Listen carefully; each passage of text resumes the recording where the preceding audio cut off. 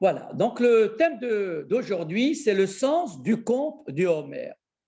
Vous savez que seul ce décompte doit être tenu par chaque juif, jour après jour, durant 49 jours, et verbalement. Il faut le compter verbalement entre le second jour, deuxième jour de Pessah, et la fête de Shavuot. Alors, c'est la mitzvah d'ailleurs la plus longue dans le temps. Et dans ces modalités, il y a lieu de rappeler que, selon certains décisionnaires, c'est une seule mitzvah. Autrement dit, si nous ratons un jour, le compte est défait. On ne peut plus dire la bénédiction pour les jours suivants.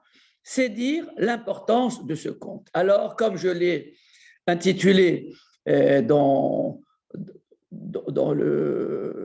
la présentation, pour quelqu'un qui a le calendrier, doit-il tenir le compte du Homère jour après jour, puisque finalement, il peut se repérer?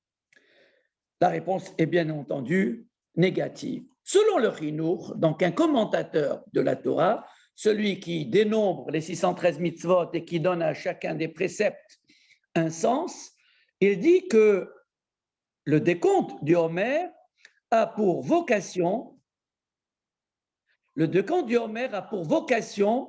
de manifester l'attente, voire l'impatience que chaque juif doit témoigner par rapport à cette échéance qu'est le don de la Torah, qui constitue l'apothéose de la libération de l'esclavage qui a été actée par la sortie d'Égypte.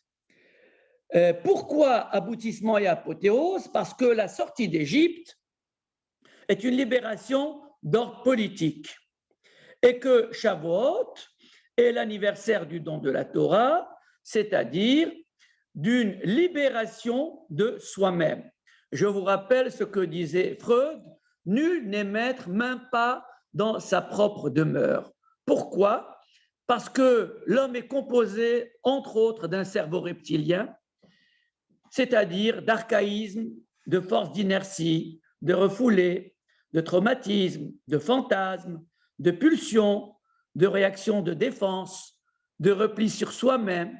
Et précisément, la fête de Shavuot, la célébration de Shavuot, est là pour que nous prenions conscience de cette dimension animale de l'homme, c'est-à-dire peu glorieuse de l'homme. C'est ce que la tradition appelle le Yetzer Hara, le penchant du mal, mais qui en fait est partie constitutive et intégrante de l'homme.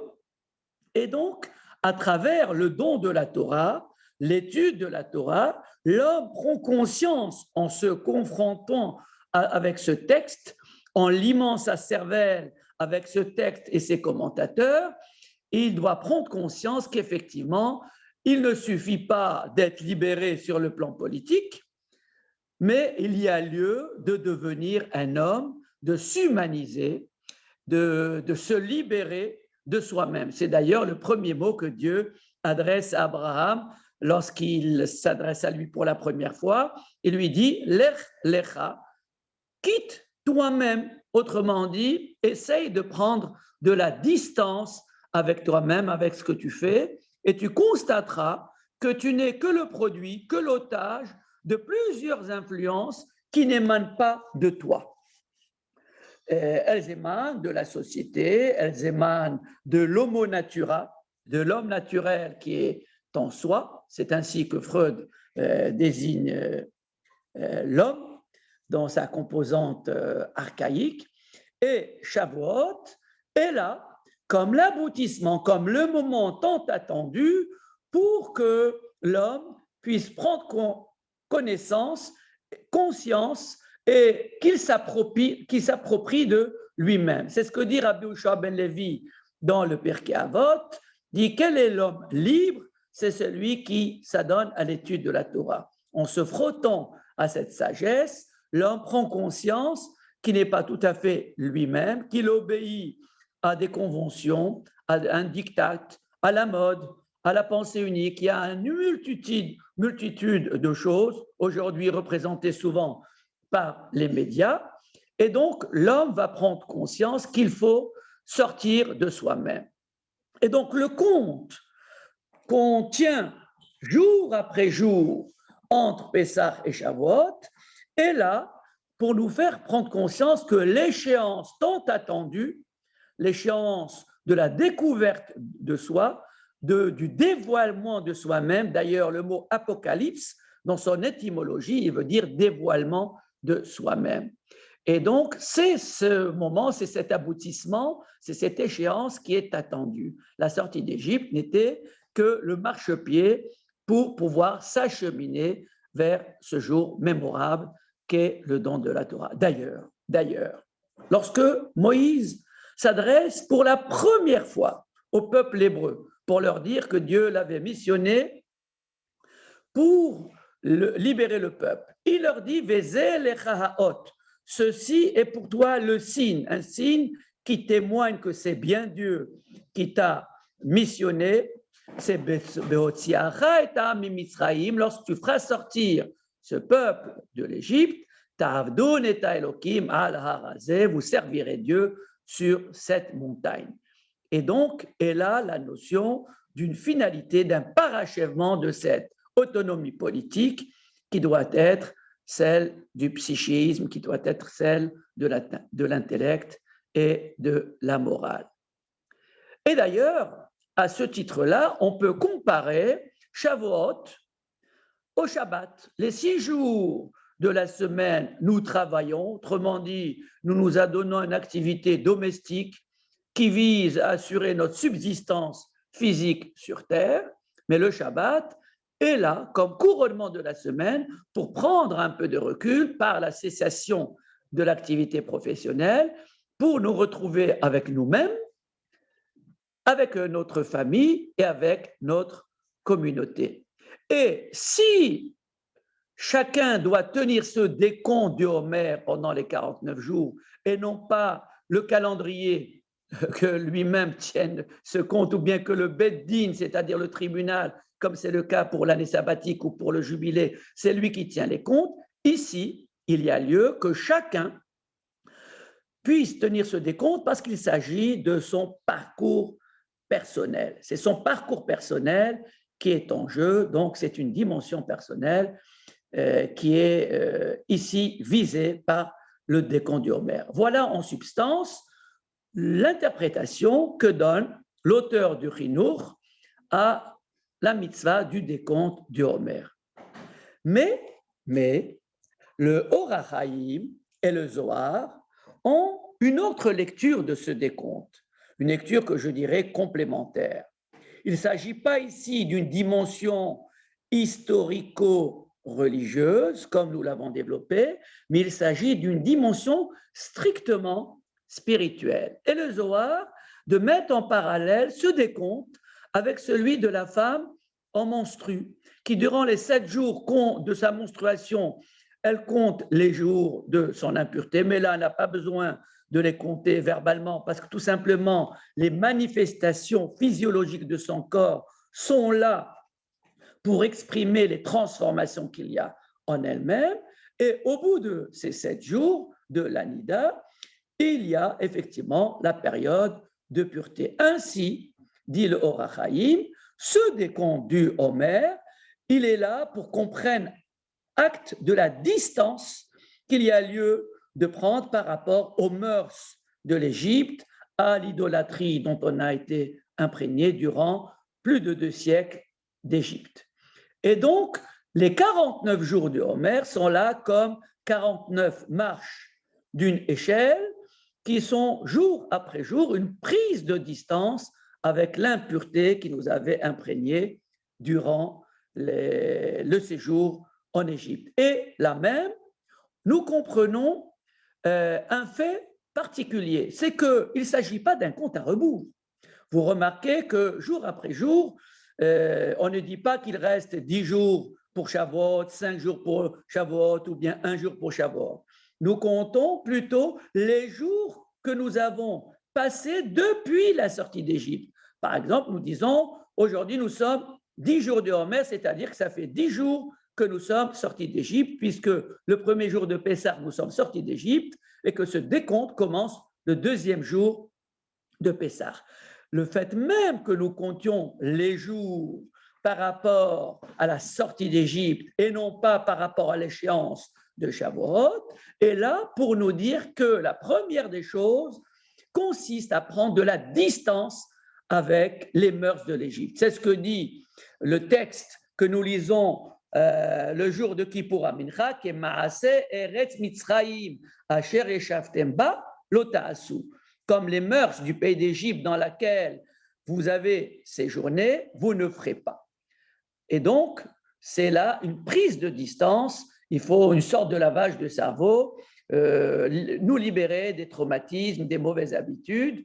Et c'est ça ce qui est visé par ce décompte qui va crescendo pour marquer donc la prise de distance, cette distanciation verbale que nous prenons avec les mœurs de l'Égypte du passé. Voilà donc la deuxième lecture qui nous est proposée par le Zohar et Orach Chaim. C'est la dimension spirituelle qui sépare la sortie d'Égypte de Shavuot et qui consiste surtout à nous délester des mauvaises habitudes de l'Égypte, des mœurs. Comme il est dit, Sour Mera Ba'asetov, tu te délesteras, tu t'écarteras du mal et tu feras le bien. Évidemment, il ne s'agit pas d'enlever tout le mal que nous avons engrangé. En même temps que nous enlevons le mal, nous essayons de faire du bien pour équilibrer parce qu'on ne peut pas se débarrasser de tout ce que nous avons engrangé en Égypte en si peu de jours. Mais selon la première lecture qui est historico-religieuse et la seconde lecture qui met en évidence la dimension spirituelle, nous n'avons pas expliqué à sa juste mesure le terme du Homer.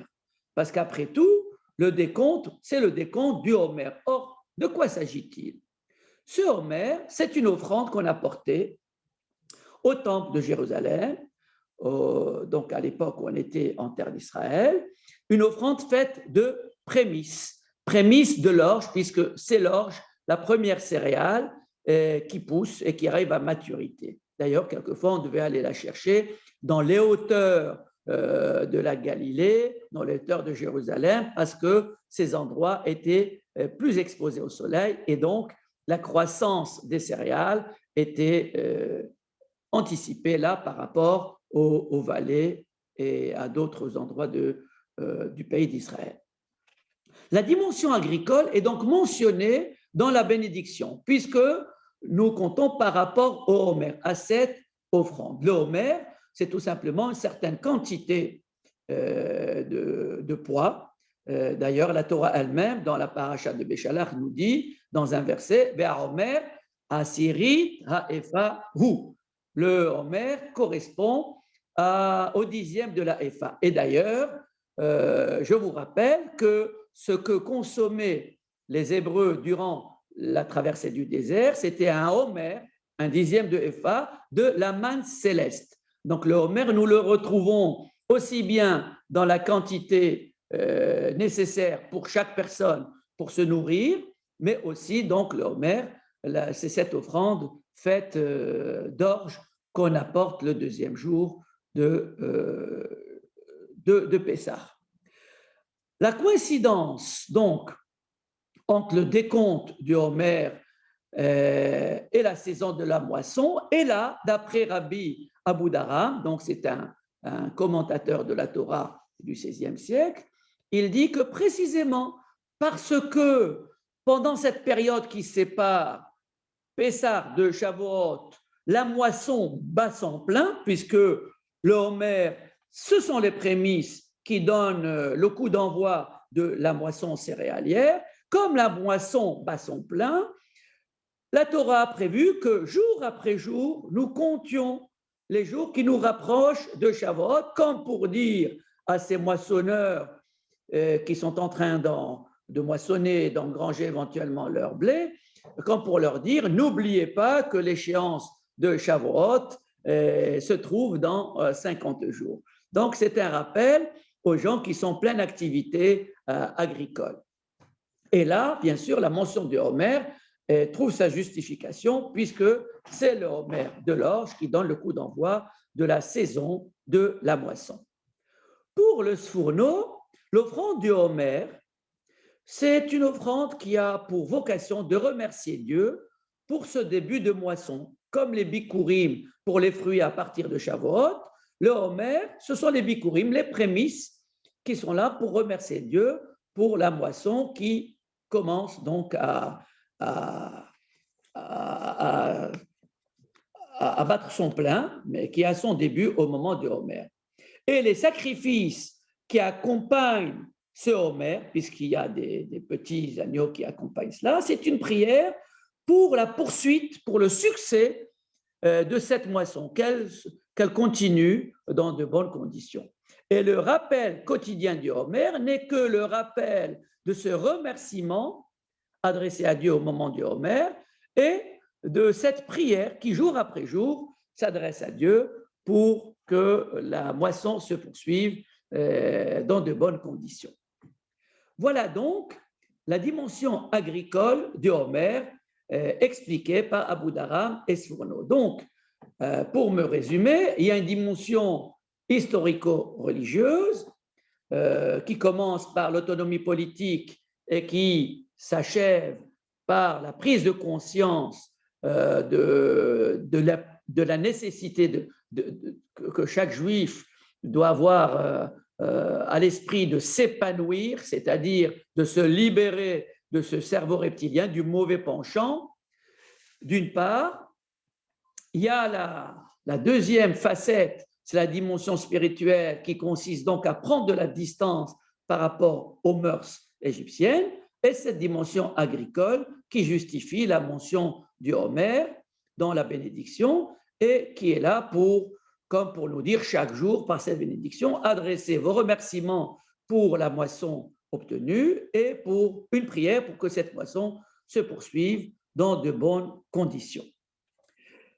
Évidemment, toutes ces dimensions historico-religieuses et spirituelles et agricoles peuvent se superposer, elles ne sont pas exclusives l'une de l'autre, sauf pour les Sadducéens qui ne reconnaissent dans le conte du Homer que la dimension agricole.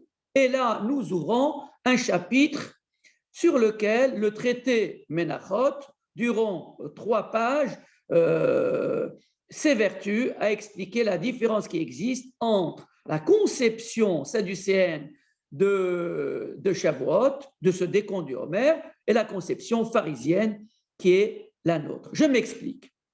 La Torah demande à ce qu'au lendemain du Shabbat, nous comptions le Homer. Les Sadducéens disent que le Shabbat en question, qui doit donner le coup d'envoi au Homer, il s'agit du Shabbat qui se trouve durant la fête de Pessah. Autrement dit, si le Shabbat est le premier jour de Pessah, alors le compte de Homer doit commencer le dimanche, mais imaginons que Pessah commence le dimanche, eh bien, le compte du Homer ne commencera que le dimanche suivant, après le Shabbat de Pessah, c'est-à-dire 7 jours plus tard. Et donc dans ce cas de figure, la fête de Shavuot sera déjà dépassée, puisque c'est la dimension agricole qui détermine le compte du Homer, puisqu'on le commencera qu'au lendemain du Shabbat de Pessah. Et si ce Shabbat se trouve donc le 7e jour, le compte du Homer ne commencera que le dimanche d'après Pessah. Donc on a dépassé la fête de Shavuot qui, elle, est invariablement le 6 du mois de Sivan. Et pourquoi les Sadducéens s'attachent à donner à cette fête une dimension uniquement agricole? Parce que les Sadducéens refusent d'accorder à la loi orale, à la loi interprétative de la Torah, ils lui refusent la caution et l'origine sinaïtique. C'est-à-dire que pour eux, les rabbins ont d'eux-mêmes donné ces interprétations, qu'il ne s'agit pas d'une interprétation qui a été donnée au Sinaï. Or, vous savez bien que dans la tradition rabbinique, nous commençons les Pirkei Avot dès le premier Shabbat qui suit Pessah, et nous disons Moshe qui bel Torah mi Sinaï, il a reçu la Torah du Sinaï, il l'a transmise à Yeshua, Yeshua Oskenim, Oskenim Unvi'im, jusqu'à ce qu'elle nous arrive à nous-mêmes. De quelle Torah s'agit-il? Il s'agit de la Torah orale, puisque la Torah écrite, on n'a pas besoin de la transmettre, elle est là, elle se transmet automatiquement. C'est seulement la Torah orale qui, elle, si elle n'est pas transmise jour après jour, elle est sujette à l'oubli et à l'erreur. Et c'est pourquoi la Pirkei Avot insiste pour dire que Moshe a transmis déjà l'interprétation de la Torah, c'est-à-dire donc la Torah orale qui est consignée pour nous dans le Talmud, dans le Midrash, dans les commentaires. Toute cette Torah orale, c'est elle qui a été transmise jour après jour. Et les pharisiens donc disent Mimahorat à Shabbat, que le compte du Homer est au lendemain de Pessah, du premier jour de Pessah, qui s'appelle Shabbat. Pourquoi s'appelle-t-il Shabbat? Parce que Shabbat signifie cessation. Quand il s'agit du Shabbat hebdomadaire, il s'agit de la cessation de l'activité professionnelle.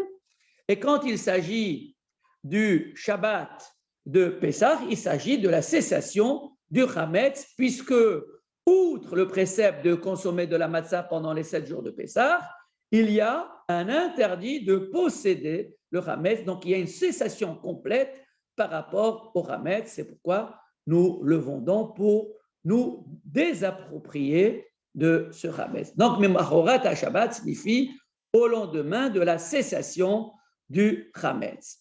Et Maïmonide, de commenter ces 3 folios du traité Menachot 65a et suivante que j'ai cité tout à l'heure, et de dire, de toute façon, par tradition orale, nous savons que le décompte du Homer commence au lendemain du premier jour de Pessah.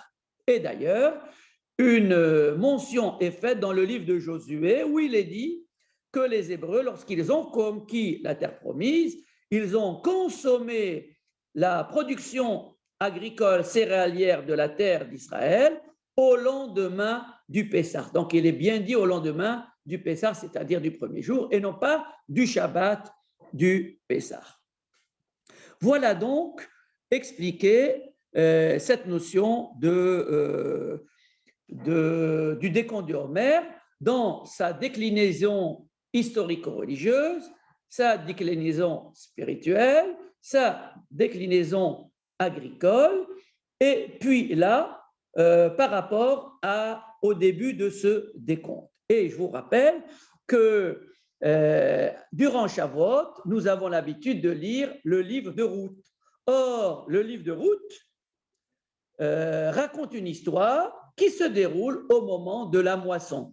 Bimek et Tzir Chitim, au moment de la moisson du blé. Et comment commence-t-il ce livre? En nous disant qu'il y avait la famine en terre d'Israël à cette époque. C'était l'époque des juges. Boaz était un juge, un des juges avant Samson.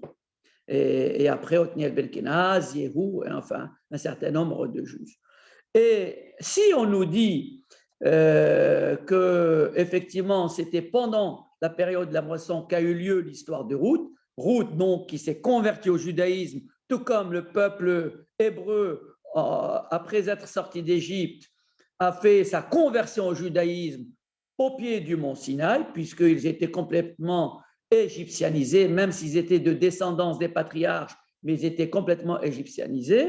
Et donc, à l'image de Ruth, les Hébreux ont fait également leur conversion au judaïsme au moment de la réception de cette charte constitutionnelle constituée par le Décalogue. Et le message du livre de Ruth, donc, qui a lieu pendant la moisson, donc à l'époque de Shavuot, et où il y avait la famine, il est là pour nous dire que ce qui compte, et c'est ça ce qui a motivé Ruth pour s'ancrer dans la tradition juive et poursuivre sa belle-mère coûte que coûte, c'est que la vraie famine, c'est la famine de la parole de Dieu. Comme il est dit, l'homme ne vit pas que de pain, même si le pain est nécessaire à sa subsistance, l'homme ne peut pas vivre que de pain, mais il vit aussi par la parole de Dieu, c'est-à-dire une parole qui va lui donner à réfléchir, qui va lui donner à s'humaniser, qui va lui donner à placer son existence dans le cosmos et à lui conférer du sens. Alors, vous allez me dire, très bien, d'accord, conception historico-religieuse, spirituelle, agricole, etc. Mais pourquoi jour après jour tenir ce compte? Qu'est-ce qu'il y a d'extraordinaire dans le don de la Torah pour que cet événement soit précédé d'un conte? Et alors, la sortie d'Égypte, pourquoi on ne la précède pas d'un conte? C'était aussi un moment mémorable, c'était un événement fondateur du peuple juif. Et la traversée du désert n'est-elle pas aussi un moment mémorable? Pourquoi on ne la précède pas par un conte pour dire notre impatience de la vivre? Il y a vraisemblablement une dimension dans la fête de Shavuot qui commémore un événement particulier. Et c'est sur cet événement particulier que je voudrais m'arrêter maintenant. Cet événement particulier, je vais vous le résumer en un mot. La rencontre. On tient un compte parce que cette rencontre du peuple hébreu avec Dieu au pied du mont Sinaï, lors du don de la Torah, dans des circonstances exceptionnelles qu'on appelle la théophanie du Sinaï, c'est-à-dire où Dieu s'est rendu visible, alors visible pas pour la vue, mais visible par rapport à notre perception, cette rencontre mérite qu'on tienne un compte jour après jour. Et je vais m'expliquer. Qu'est-ce qu'il y a dans une rencontre et qu'il n'y a pas dans le don du décalogue? Après tout, le décalogue, Dieu peut nous le donner sous forme de table ou sur un parchemin, papyrus, peu importe, nous le transmettre et puis c'est tout. S'il a tenu à lui-même énoncer les 10 paroles du décalogue, c'est pour qu'il y ait une rencontre entre cet être, l'être suprême, et j'appelle être parce que le tétragramme Yud He Vav He, la Havaya, c'est l'essence, c'est l'être, alors qu'on appelle souvent par l'être suprême parce que les hommes aussi sont des êtres humains.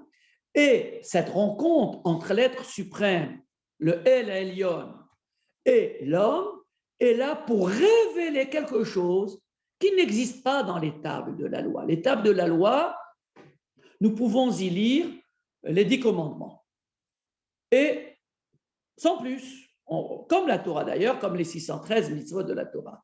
Si ce décalogue a été donné lors de la théophanie du Sinaï, c'est qu'il y a une dimension exceptionnelle qui a eu lieu là. Et je m'explique. Pour prendre comme exemple l'islam ou le christianisme, c'est un homme qui a fait des miracles pour Jésus, ou c'est un homme à qui l'ange Gabriel s'est adressé pour parler de Mahomet, ou c'est un homme comme Pascal qui a la nuit de feu, une révélation, une certaine nuit, la nuit de feu, ou la nuit de Gênes, de notre ami Paul Valéry, ou encore la nuit du désert, celle de Eric Emmanuel Schmitt, où on a une sorte de révélation. Oui, mais là, il ne s'agit pas simplement d'une révélation d'homme à Dieu ou d'homme à homme. Ici, il s'agit de tout un peuple, c'est-à-dire 600 000 hommes et leurs familles qui sont debout au pied du mont Sinaï et qui entendent tous la même chose, je suis l'Éternel, ton Dieu. Donc la foi, et le mot foi n'est pas le bon mot, mais je l'utilise, l'emploi dans un premier temps, j'y reviendrai, la foi dans ce Dieu d'Israël n'est pas fondée sur l'illumination d'un homme, sur la nuit de feu d'un homme, sur une spéculation intellectuelle ou sur un songe onirique, prophétique, mais il s'agit d'une révélation à tout un peuple. Il y a ici quelque chose d'exceptionnel parce que comme dit Maïmonide dans le 8e chapitre de Ilchot Yesodei Torah, c'est tout le peuple qui pouvait témoigner chacun sur son voisin qu'il a entendu la même chose. Alors bien entendu, il ne s'agit pas nécessairement d'un son audible. Quand on parle ici entendu, c'est peut-être une simple perception. Néanmoins, dans la Torah, le terme employé, c'est ro'im et takolot. Ils ont vu les voix. Autrement dit, ils ont une perception de quelque chose qui relève de l'audition. C'est une manière de dire que la chose était incontestable. Sans équivoque, ils ont tous la même perception. Lorsque Moïse reviendra sur la théophanie du Sinaï 40 ans plus tard, au début du livre de Devarim, il dit « Kol Devarim atem shomim ». Il ne dit pas que vous avez entendu le décalogue, il dit parle du décalogue, mais il dit vous avez entendu une voix, Kol Devarim, portant des paroles, vous avez entendu Kol Devarim atem shomim. Autrement dit, ce qui était important, ce n'étaient pas les paroles. Ce ne sont pas les paroles, c'est la voix qui manifestait une présence d'être à être. C'est là la différence qu'il y a entre un témoin oculaire et quelqu'un qui a écho d'un événement uniquement par le récit qu'on lui fait. Le témoin oculaire, c'est celui qui était présent, qui a vu, qui a entendu. Et donc, il y a dans cette théophanie du Sinaï une rencontre d'être à être qui marque la présence de Dieu au monde. Alors, bien entendu, comme je l'ai dit, il ne s'agit pas des 5 sens. Je ne pense pas personnellement qu'ils ont entendu à la manière d'un homme qui entend une voix. Mais quoi qu'il en soit, que ce soit une voix semblable à celle d'un humain, ou que ce soit une voix qui soit simplement une perception de l'esprit, il y a eu une rencontre. Or, dans une rencontre, ce n'est pas simplement la coprésence des deux protagonistes qui importe pour authentifier l'existence et la présence de l'un par l'autre, comme un témoin qui témoigne sur son co-témoin pour dire nous avons été les deux présents dans cette scène. Il ne s'agit pas simplement de cela. La rencontre est là pour dévoiler chacun à l'autre ce qu'il est. En s'adressant aux hommes, Dieu leur a dévoilé qu'ils peuvent se hisser à une dimension où la parole divine peut les atteindre.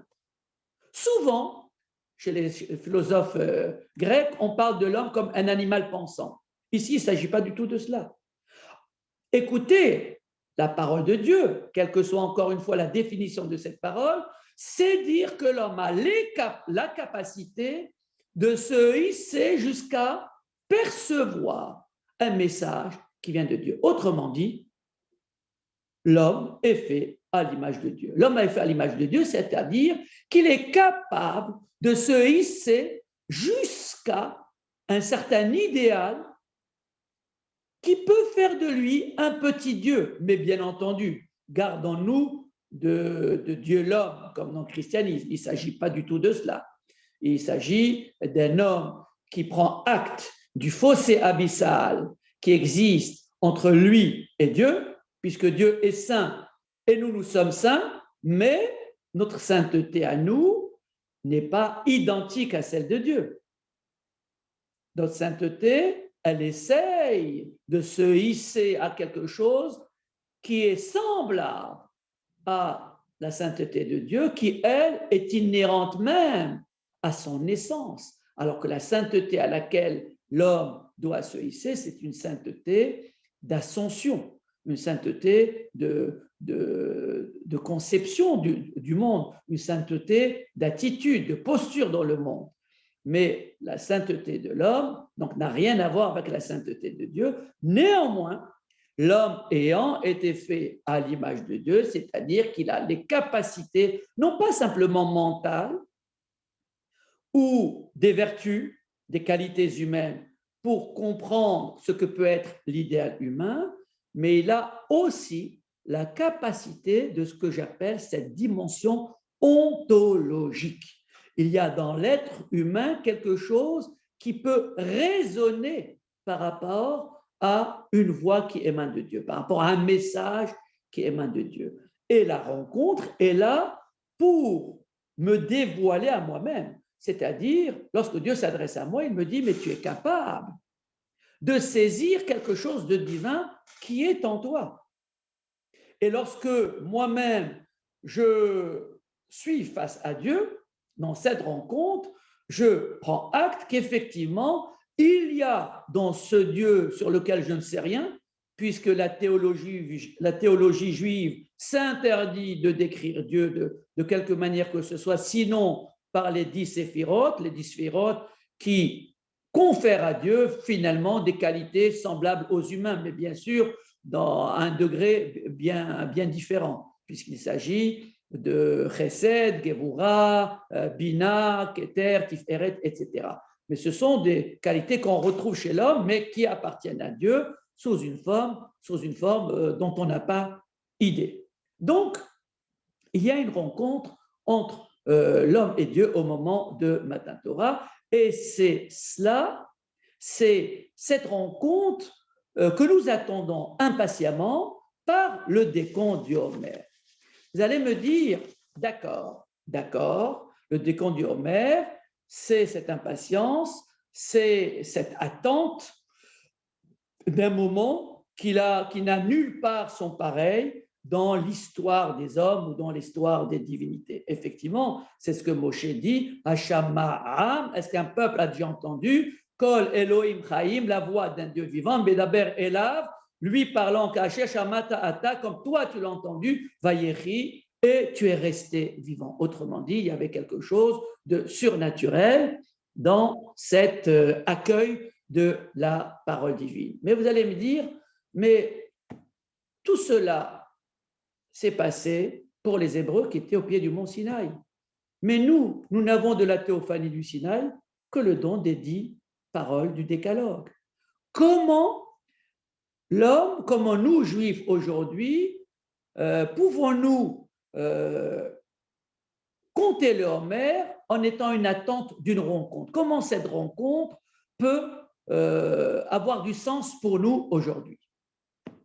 Eh bien, précisément, j'aimerais à présent vous parler du Mishkan, c'est-à-dire du tabernacle, qui n'était rien d'autre, et je vous le dis d'emblée, qui n'était rien d'autre qu'un Sinaï itinérant. C'est comme si cette rencontre de Dieu avec le peuple hébreu était désormais condensée dans le tabernacle qui allait les accompagner durant les 40 années d'errance dans le désert. Mais bien entendu, il y a lieu de s'interroger sur cette condensation de la théophanie du Sinaï dans le tabernacle. Parce que lors de la consécration du temple de Jérusalem, Salomon déclare « Ni le ciel, ni les cieux des cieux ne pourraient te contenir, toi Dieu, et combien moins cette maison que je viens d'édifier. » C'est ce qu'il dit. C'est ce qu'il dit clairement dans la prière inaugurale du temple de Jérusalem. Donc le roi Salomon nous fait part de cette interrogation sur le sens et la place de cet édifice qui est le temple de Jérusalem. Il savait que la réponse se trouvait dans l'énoncé même du précepte qui recommande de bâtir un sanctuaire, puisqu'il est dit au début de la Sidra de Teruma, ils me feront un sanctuaire et je résiderai parmi eux. Il n'est pas dit que Dieu résiderait dans cette demeure, c'est-à-dire dans le tabernacle, mais parmi eux, c'est-à-dire parmi le peuple. Cette maison symbolisait alors la présence de Dieu parmi les hommes. Quant à Dieu, sa résidence naturelle se trouve dans les cieux. Comme il est dit, Hashamaim Shamaim Lachem, le ciel appartient à Dieu, Ve'aretz Natan Libnei Adam, et la terre, il a confié aux hommes, c'est ce que nous disons dans le Hallel. Voilà donc fixé le décor. À Dieu, le ciel, et aux hommes, la terre. Et le temple a seulement pour fonction symbolique de représenter la présence de Dieu parmi les hommes. Mais cela ne nous suffit pas, parce qu'on peut encore s'interroger avec le roi Salomon sur la portée réelle d'un tel symbole. Parce que le monothéisme spirituel que prescrit le judaïsme, il peut se passer complètement de toute représentation de Dieu sur terre, y compris de cette maison qui symboliserait sa présence sur terre. Précisément parce qu'à la différence du polythéisme idolâtre, qui investit cette divinité des forces de la nature, les dieux du feu, de l'eau, du vent, de la terre, de la lumière et de tout, le judaïsme, lui, a pour vocation d'élever l'homme à penser le monde et à le percevoir au-delà des données de la nature. Car s'il est vrai qu'il n'y a rien de neuf sous le soleil, pour le judaïsme, au-dessus de la voûte céleste, il y a du neuf. Et l'homme est capable de penser le monde par son sixième sens, grâce à son imagination et à son esprit. La finitude du monde peut être dépassée par l'homme s'il décide de franchir le seuil de perception de ses cinq sens pour entrevoir une autre réalité. C'est à cela que le juif est appelé en permanence pour dépasser par son esprit les limites de son champ visuel pour donner du sens au monde qui l'entoure. Il y aurait même danger à faire descendre Dieu dans un espace dans lequel il se sentirait nécessairement à l'étroit. Un lieu où on ne peut faire abstraction des dimensions de l'espace et du temps. Or, Dieu ne peut pas se contenter ni de cette maison, ni même du monde, puisque Melo Kola Haaretz Kevodo, la terre est emplie de sa gloire, mais la terre ne suffit pas, l'univers ne suffit pas pour sa gloire. C'est ce que disent les autres anges dans la Kedusha, qui disent Baruch Kevod Hashem Mimekomo. La gloire de Dieu, elle est épanchement à partir de là où il se trouve, c'est-à-dire dans les cieux des cieux. Et ce que l'homme perçoit sur terre n'est que l'épanchement de la gloire qui émane de là où il est. Donc, en faisant descendre Dieu dans le tabernacle ou dans le temple de Jérusalem, on risquerait de l'idolâtrer en le confondant avec son écrin terrestre. Spinoza d'ailleurs a trébuché en parlant d'immanence, c'est-à-dire en identifiant Dieu à sa création, à la nature. Il s'agit du panthéisme. D'autres ont même accepté l'incarnation de Dieu en l'homme en en faisant un Dieu homme, le christianisme. Pour le judaïsme, il appartient à l'homme de s'élever et non à Dieu de se rabaisser. D'ailleurs, l'essentiel de l'activité religieuse du juif vise cette élévation. L'étude des textes de la Torah, elle permet par l'investigation intellectuelle des textes de mieux appréhender le sens et la place de la vie humaine sur terre. Quant aux préceptes, ils incitent pour certains à adopter une attitude morale et sociale de solidarité et de justice, et pour d'autres, à éveiller la conscience humaine qui a la fâcheuse tendance d'hiberner en l'absence de stimulation par des préceptes aiguillons. Les préceptes sont comme des aiguillons qui rappellent à l'ordre l'homme. Autant dire que tout dans la vie d'un juif tend à le faire sortir des forces d'inertie de l'ordre naturel pour le hisser à un ordre culturel et éthique qui l'humanise, qui le civilise jour après jour et précepte après précepte. Si donc l'essentiel de la vie juive est orienté vers le monde d'en haut, vers le monde des valeurs et du sens, pourquoi inviter Dieu à résider en bas sur terre, dans un lieu que ses propres fidèles redoutent du fait de ses forces d'inertie et des tentations de ce monde? Donc, j'espère que vous avez compris. Jusque-là, j'ai posé la question, comment le Sinaï peut se transporter dans un tabernacle ou dans un temple qui serait le lieu itinérant du Sinaï, puisqu'aucun lieu ne peut contenir Dieu. Et là, précisément, pour répondre à cette question, je reviens à la magie de la rencontre. Albert Einstein aurait déclaré après un conseil de Yehudi Menuhin, « Maintenant, je sais que Dieu existe. » Alors, si on se tient à cette déclaration, que signifie-t-elle?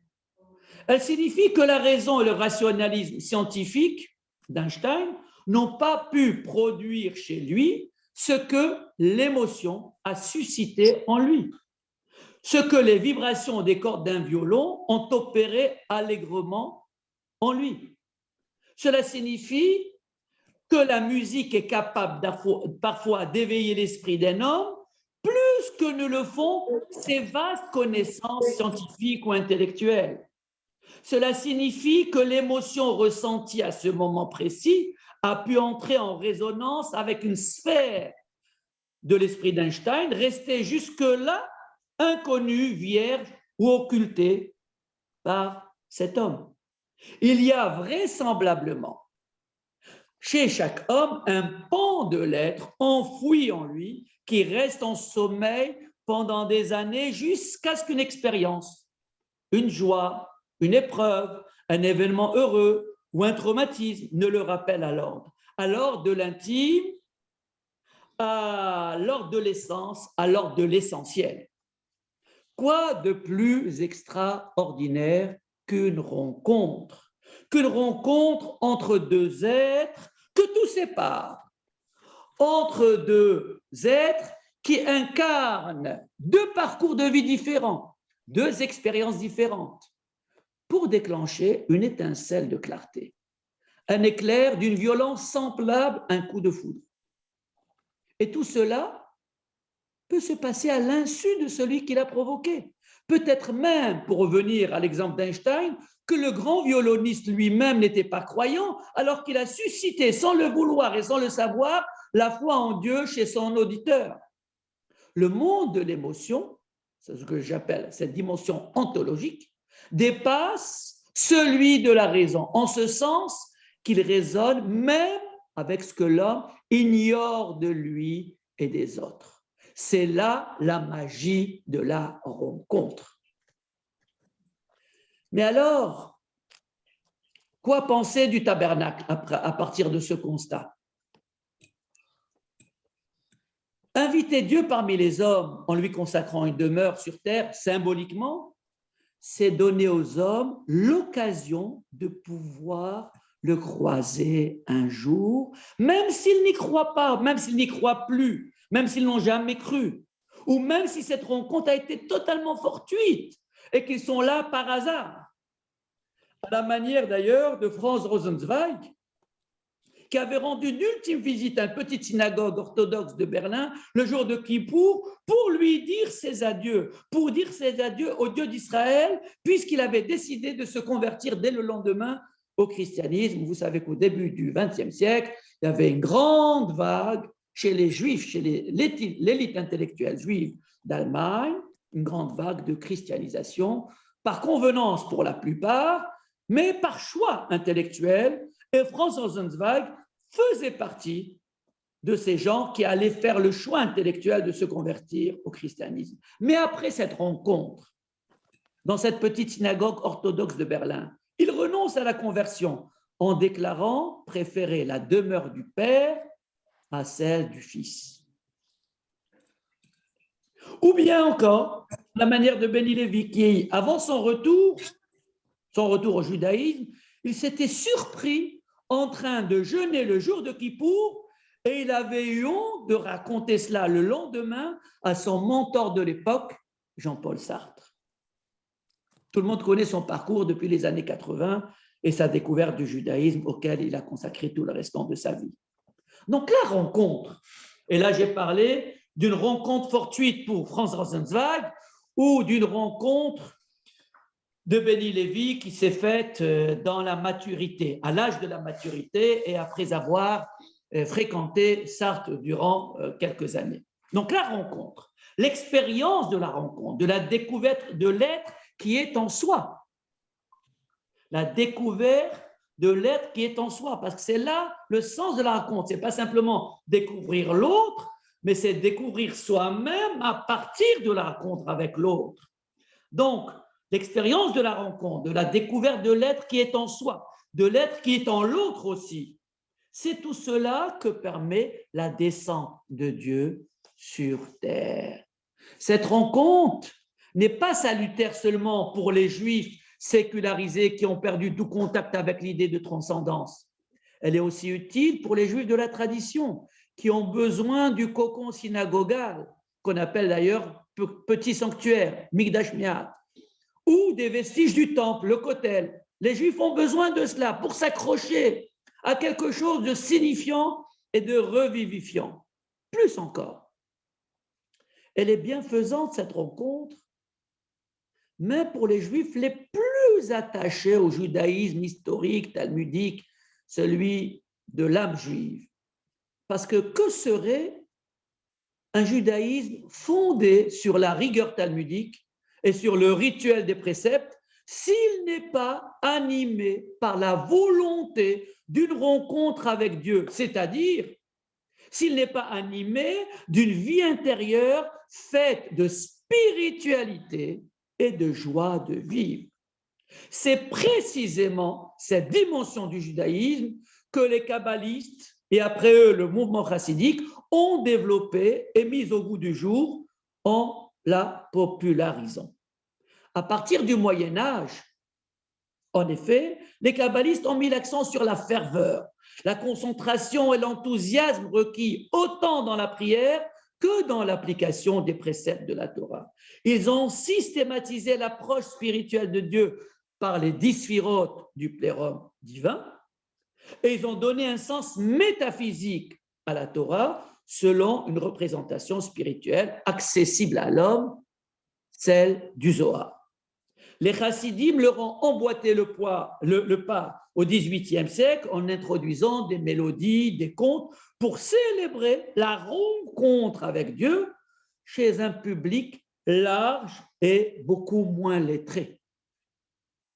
À la discipline de la pratique des préceptes, à la rigueur intellectuelle de l'étude et à la misère de leur existence quotidienne, les maîtres hassidiques ont su apporter chacun sa manière de la chaleur humaine, de la joie dans la vie juive. Ils ont transmis à leur communauté respective ce qu'était le bonheur d'être juif, malgré toutes les difficultés de l'existence. Mais bien entendu, la dimension spirituelle du judaïsme n'a pas commencé avec les kabbalistes de Safed, ni avec les chassidim. Elle n'était pas nouvelle. Elle ne s'imposait pas seulement à ces générations. En guise de consolation par rapport aux contingences historiques et malheureuses de l'époque, telles les croisades ou l'Inquisition au Moyen-Âge ou encore les pogroms en Europe de l'Est au XVIIIe siècle. Sa dimension spirituelle prenait déjà sa source et son fondement dans la Torah elle-même, qui demande à chaque juif de servir Dieu dans la joie. Ivdu et Hashem besimcha, le psaume 100 nous recommande de servir Dieu dans la joie. Ou encore dans l'injonction de s'attacher à Dieu. Tu craindras Dieu, tu le serviras et tu t'y attacheras. Et tu aimeras ton Dieu, tu iras dans ses chemins, tu t'attacheras à lui. Or, c'est quoi l'attachement à Dieu? C'est précisément l'intériorisation des valeurs éthiques et spirituelles que dégagent l'étude et la pratique des mitzvot.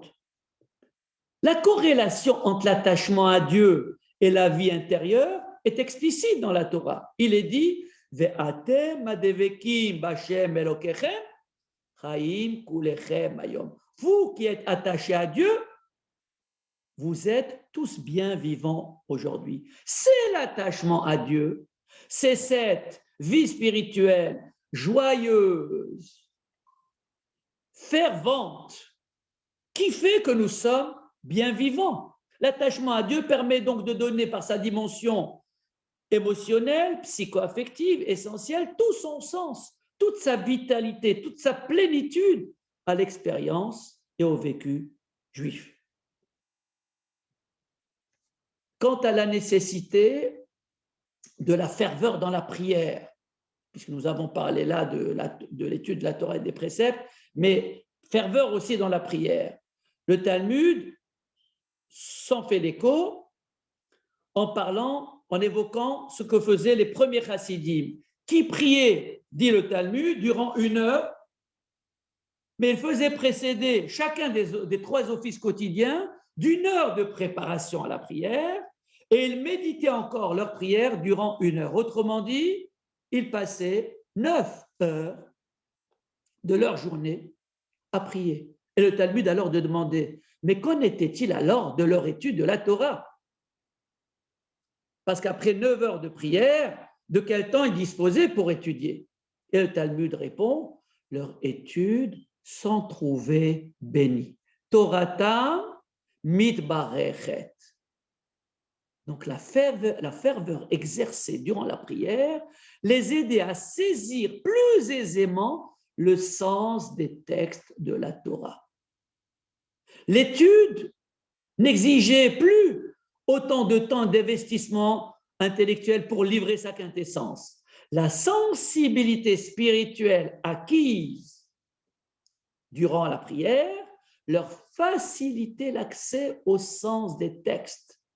Et il en résultait une efficacité supérieure à la méthode analytique. C'est sans doute cette dimension spirituelle de la connaissance que la rencontre avec le temple et avec le Sinaï était susceptible de procurer aux Hébreux à l'époque du Sinaï et aux visiteurs du temple, puisqu'il était le lieu de rencontre et de prière par excellence. C'est l'éloge de cette connaissance sensible et profonde qui est relevée dans cette sentence talmudique qui dit « Quiconque possède la connaissance, c'est comme si le sanctuaire était construit pendant sa vie. » Plus qu'un contenu intellectuel, les textes ont pour vocation de transmettre une manière d'être, un état d'esprit. Celui qui fait l'effort de s'extraire des contingences de ce monde-ci pour s'adonner à l'étude de la Torah, à l'étude de cette facette spirituelle de la Torah, il peut saisir davantage la pensée de l'auteur de ces textes. C'est ainsi qu'un maître hassidique demandait à ce que chacun puisse réserver 1 heure tous les jours pour être seul avec Dieu.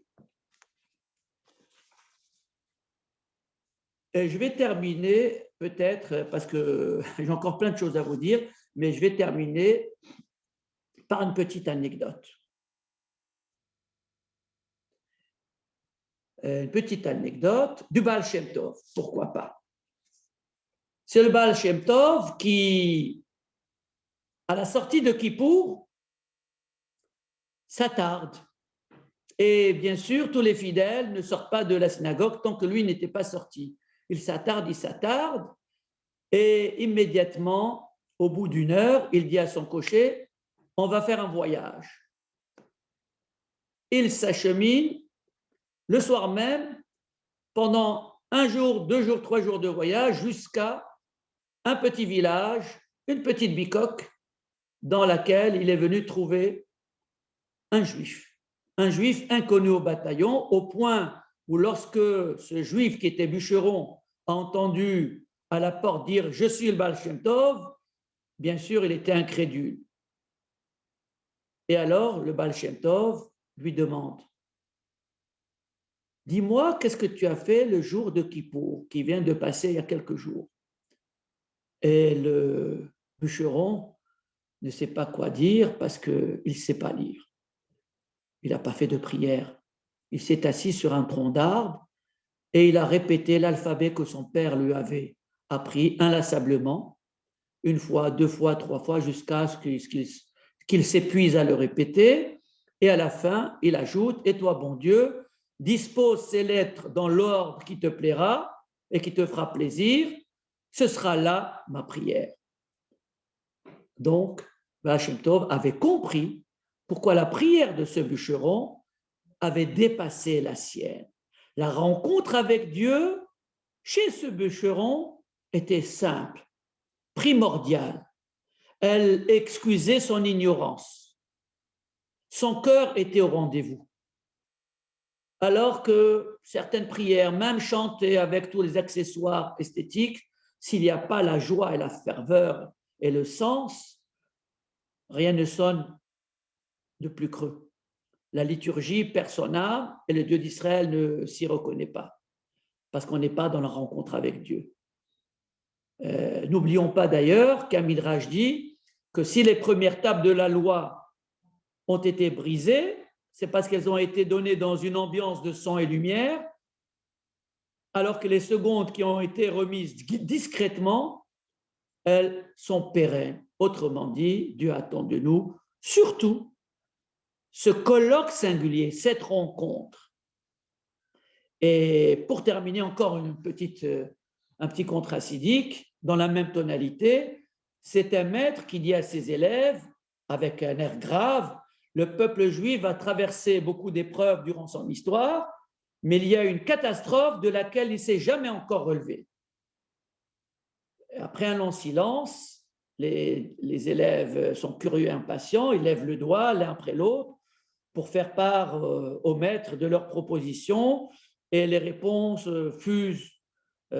Pour l'un, c'est la destruction du temple, pour l'autre, c'est les croisades, pour l'autre, c'est l'Inquisition espagnole, pour encore l'autre, c'est la disparition des 10 tribus d'Israël, pour l'autre, c'est l'émancipation des Juifs à la Scala au XVIIIe siècle, et pour encore l'autre, c'est l'éclatement du peuple juif avec l'émergence du christianisme, de l'islam. Mais le maître n'est pas satisfait de toutes ces réponses. Après un long soupir, il dit, il déclare, c'est depuis que le judaïsme est devenu une religion que la catastrophe est présente. Autrement dit, c'est l'institution même de la synagogue en tant qu'institution et en tant que lieu dans lequel il peut y avoir des dissensions, des égos surdimensionnés qui s'expriment, un sacerdoce qui n'est pas pris au sérieux et des fidèles qui n'ont pas une image positive de leur rabbin ou des maîtres qui les entourent. C'est ça ce qui est la plus grande catastrophe. Et je crois que c'est dans la rencontre avec des hommes de cœur, des hommes d'esprit, en les fréquentant jour après jour, en étudiant avec eux, je crois que c'est cette rencontre qui justifie le décompte du Homer, qui à l'époque justifiait le décompte du Homer parce qu'il allait y avoir la théophanie du Sinaï, cette rencontre d'être à être, et qui, plus tard, cette rencontre s'est faite dans le tabernacle, à l'occasion du tabernacle et à l'occasion du temple de Jérusalem. Mais comme vous le savez, si ces tabernacles et ces temples ont disparu, c'est que les Juifs n'ont pas été à la hauteur de la rencontre que Dieu avait programmée pour eux en ces lieux. Ils ont ritualisé ces lieux, fossilisé ces lieux et sont devenus des dinosaures et leurs prières routinières.